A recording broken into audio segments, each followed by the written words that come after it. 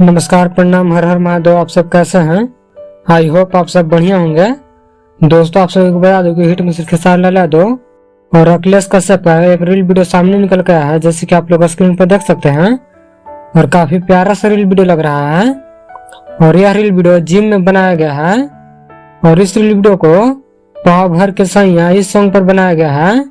और इस सॉन्ग को आदि शक्ति फिल्म पर रिलीज किया गया है, जो कि काफी बेहतरीन सॉन्ग है। और इस सॉन्ग का वीडियो बहुत जल्द आदि शक्ति फिल्म पर रिलीज किया जाएगा।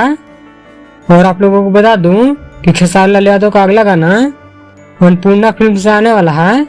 और इसकी जानकारी अखिलेश कश्यप अपने फेसबुक पेज के माध्यम से दिए हैं।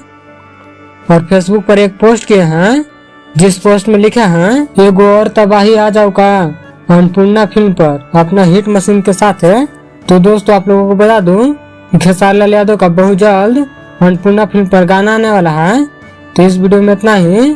अगर आप लोग इस रील वीडियो को देखना चाहते हैं तो अखिलेश कश्यप के इंस्टाग्राम आईडी से शेयर किया गया है, वहां से जाकर देख सकते हैं। तो इस वीडियो में इतना ही। इस वीडियो के बारे में क्या कहना चाहते हैं कमेंट करके जरूर बताएं। और मेरे चैनल पर नए हो तो चैनल को सब्सक्राइब कर लें। तो मिलते हैं अगले वीडियो में, तब तक ले जय हिंद।